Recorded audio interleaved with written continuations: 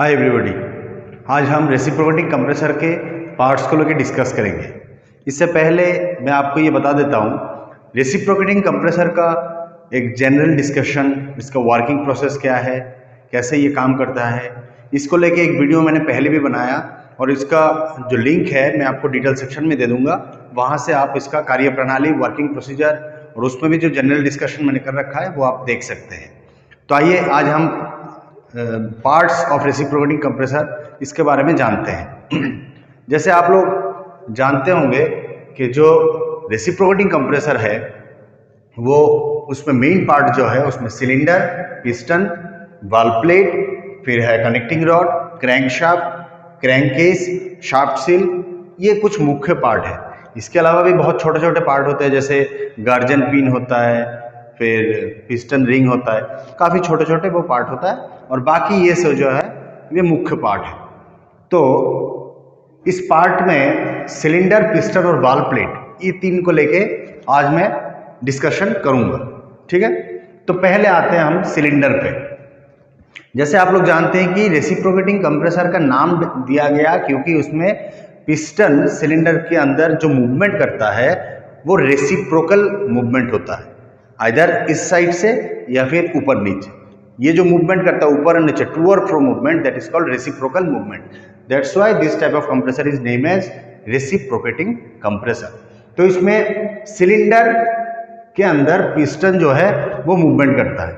ठीक है, तो सिलेंडर क्या चीज है? सिलेंडर जनरली जो छोटे कंप्रेसर होता है उसमें कंप्रेसर बॉडी में ही प्रिसीशन बोरिंग करके, बोरिंग मतलब एक ड्रिल का ही बड़ा पोर्शन को हम बोलते हैं बोरिंग, तो बोरिंग करके इसको सिलेंडर को बनाया जाता है। जो कंप्रेसर का बॉडी है उसके में ही एक छोटा सा छेद जैसे किया जाता है, उसको बोरिंग करके एकदम प्रिसीशन बोरिंग, प्रिसीशन का मतलब होता है कि एकदम सटीक होना चाहिए उसका जो डायमेंशन है, तो उससे बोरिंग किए करके सिलेंडर को बनाया जाता है। जनरली ये सिलेंडर जो है वो कास्ट आयरन का बना हुआ होता है। ठीक है, और अगर जो बड़ा टाइप का कंप्रेसर होता है उसमें सिलेंडर की जगह उसमें बोरिंग तो किया जाता है, लेकिन उसमें एक अलग से भी सिलेंडर बना के इसके अंदर डाला जाता है जिसको बोलते हैं सिलेंडर लाइनिंग। ठीक है, या फिर स्लीव बोला जाता है, वो बड़े कंप्रेसर में होता है। ठीक है, तो ये होता है सिलेंडर। सिलेंडर में सिलेंडर का पोर्शन जो है बहुत प्रिसीशन होना चाहिए और फिनिशिंग भी अच्छा होना चाहिए उसमें। तो उसके बाद हम आते हैं सिलेंडर के अंदर जो मूवमेंट करते हैं। जैसे मैंने पहले ही बताया, सिलेंडर के अंदर पिस्टन जो है मूवमेंट करता है। तो ये जो पिक्चर है वो पिस्टन के हैं पिक्चर। इसमें देखेंगे आप, दोनों का देखने में अलग अलग है लेकिन नाम पिस्टन ही है। इसमें देखिए जो दूसरा वाला है इसमें ऐसे स्लॉट कटा हुआ आता है और इसमें नहीं होता है। क्यों नहीं होता है? ये जो पिस्टन होता है इसका नाम होता है स्ट्रेट पिस्टन, स्ट्रेट पिस्टन। ठीक है, इसमें ये जनरली छोटे जो कंप्रेसर होता है, जैसे हमारे रेफ्रिजरेटर में जो यूज होता है हार्मेटिकली की टाइप कंप्रेसर में, उसमें इस टाइप का पिस्टन, स्ट्रेट पिस्टन लगाया जाता है।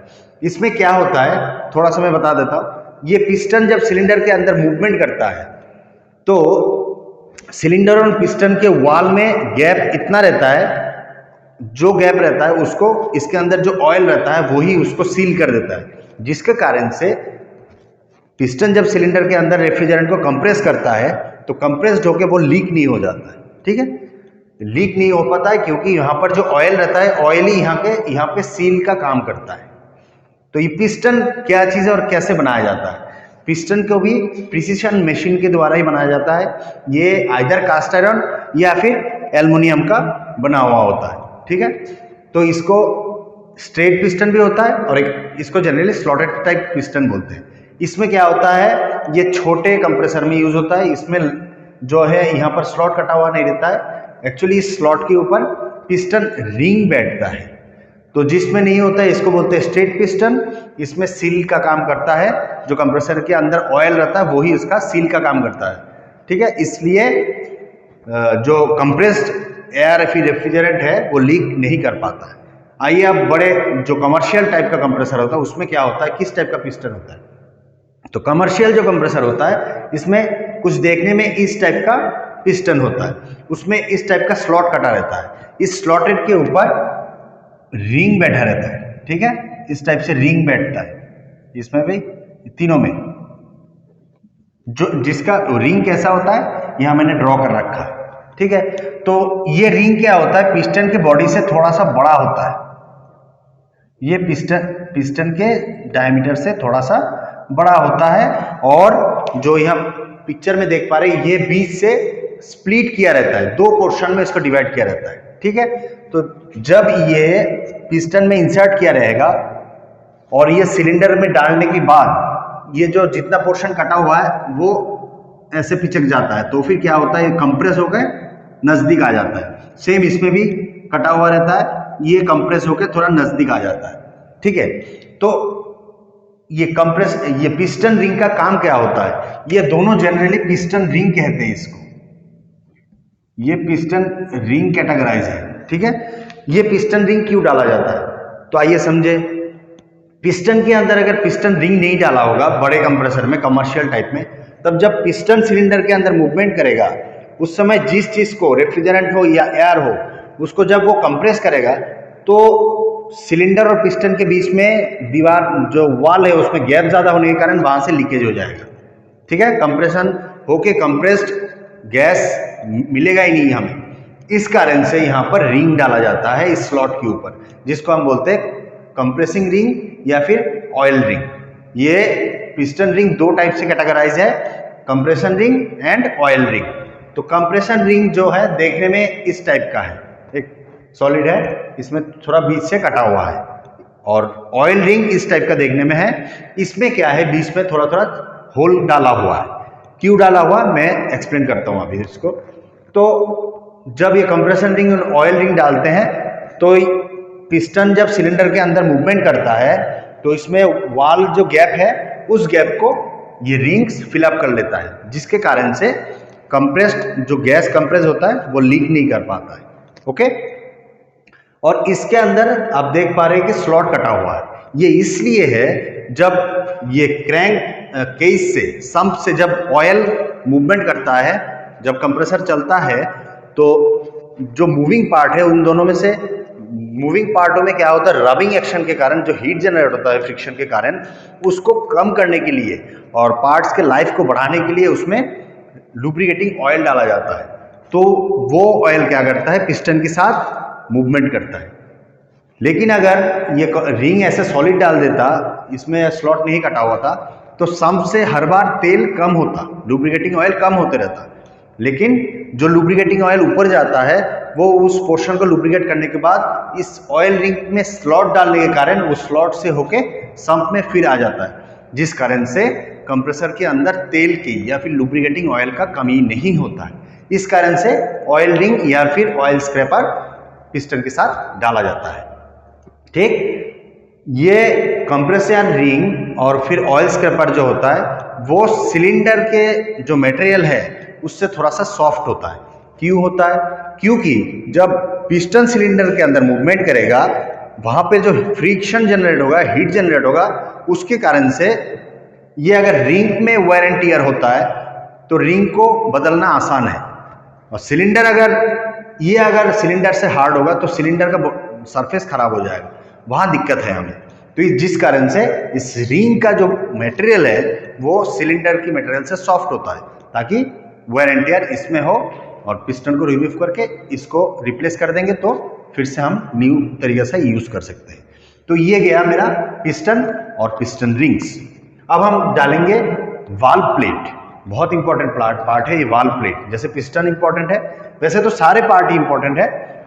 तो वाल्व प्लेट क्या है, जो कंप्रेसर बॉडी होता है, कंप्रेसर बॉडी के जो ऊपर वाला एकदम कंप्रेसर के ऊपर में पोर्शन होता है उसको हम बोलते हैं हेड प्लेट, ठीक। एकदम ऊपर रहता है हेड के नीचे, और सिलेंडर का जो बॉडी है वहां इसके बीच में एक पतला सा प्लेट डाला जाता है, ठीक है। और वो हेड और सिलेंडर का बॉडी जो है उसके बीच में एक पतला सा प्लेट रहता है, उसके बीच में गैसकेट भी रहता है।